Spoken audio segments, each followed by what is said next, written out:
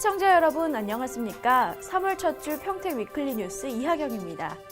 올해 3월 1일은 3.1 독립운동이 일어난 지 98주년이 되는 날인데요. 조국 독립을 위해 헌신한 순국 선열을 기리기 위해 평택시 중앙동 주민센터와 바르게 살기 중앙동 위원회가 나라사랑 태극기 달기 운동 캠페인에 나섰습니다. 국경일에 태극기를 개양하는 것이 애국의 시작이라고 말하는 평택 시민들. 그 속에서 소박한 진심이 느껴집니다. 그럼 2주 첫 소식 전해드립니다. 지난 2월 21일 평택지방해양수산청 회의실에서 2017년 상반기 행정협력회의가 열렸습니다. 평택시와 평택지방해양수산청, 경기도와 평택항만공사 관계자가 참석한 이번 회의에선 평택항 개항 30주년을 맞아 항만공원화 사업과 서해대교 주변 친수공간 조성 등 다양한 지원 방안이 논의됐습니다. 또 기관들 간의 협의가 필요한 사업 현장을 직접 둘러보는 시간이 마련됐습니다.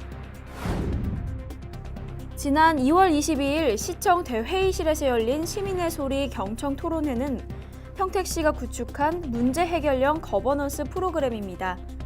미세먼지와 악취 없는 평택을 주제로 열린 경청 토론회에선 아스콘 공장과 세교 공단 부근에 거주하는 시민들의 의견을 듣고 환경 전문가들의 발언이 이어졌습니다. 공재광 시장은 2017년도 평택시정 키워드가 함께임을 강조하고 꾸준한 토론으로 시민 여러분과 함께 시정을 풀어갈 것을 약속했습니다.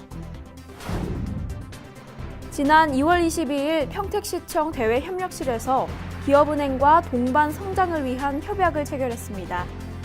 평택시와 IBK 기업은행은 총 62개 중소기업을 선정해 지난 2015년에는 80억 원, 2016년에는 60억 원을 대출 지원했으며 올해부터는 지원 범위를 넓혀 총 90억을 지원할 계획입니다. 최대 2년간 1.1%에서 2.4%의 저금리로 운용될 예정인데요. 평택시의 동반성장 지원 사업에 중소기업주 여러분의 많은 참여 바랍니다. 지난 2월 23일 남부문화예술회관 대공연장에서 세금을 보다 확실하게 알기 위한 자리가 마련됐습니다. 법인 실무자 350여 명을 대상으로 열린 설명회에선 2017년 새로 개정된 지방세 관계법령과 지방세 세무조사 절차, 그리고 법인 세무조사와 지방세 구제제도에 대한 구체적인 사례가 제시됐습니다. 평택시에선 행사에 참석한 실무자들의 설문 결과를 반영해 매년 지방세 설명회를 개최할 예정입니다. 지난 2월 26일 평택시민축구단이 2충 레포츠 공원에서 개막전을 열었습니다. 팀의 등급에 따라 여러 리그가 운영되는 축구리그에서 하위리그 상위팀과 상위리그 하위팀을 맞바꾸는 승강제가 본격적으로 시행됨에 따라 이번 승부에 관심이 모아졌습니다. 하지만 승부는 0대 0으로 마무리돼 축구팬들의 아쉬움을 자아냈습니다.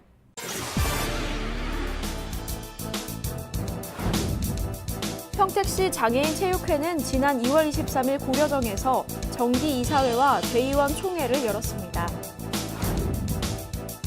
합정종합사회복지관은 지난 2월 24일 호남향후회관에서 자원봉사자와 후원자의 노고를 격려하는 어울마당을 마련했습니다. 평택시 의사회는 지난 2월 24일 평택 W웨딩홀에서 제22회 정기총회를 열고 꾸준한 의료봉사로 지역사회 발전에 앞장선 의료인들을 표창했습니다. 지난 2월 24일 W웨딩홀에서 평택산업관리공단 제26회 정기총회를 열었습니다.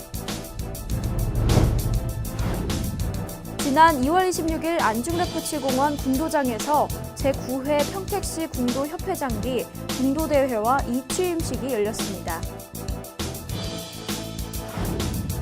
지난 2월 20일 평택대학교 제2피어선 빌딩에서 평택 재능나눔뱅크 발대식이 열렸습니다. 1986년 문을 연 평택항은 서해안권의 경제 성장을 책임질 거점 항만이자 평택시를 대표하는 산업인데요. 평택항이 동북아시아의 허브로 성장하기까지 평택시는 물론 평택지방 해안수산청과 경기도, 평택항만공사 등 관계기관의 지속적인 소통과 협력이 있었습니다. 소통과 협력은 당장 큰 성과를 가져오지는 못하지만 경기 남부의 작은 항구를 세계적인 무역항으로 만들 만큼 큰 잠재력을 가지고 있습니다. 소통과 협치로 이룩할 글로벌 복합물류 중심 항만 평택항의 내일을 기대합니다. 이상으로 평택 위클리 뉴스를 마칩니다.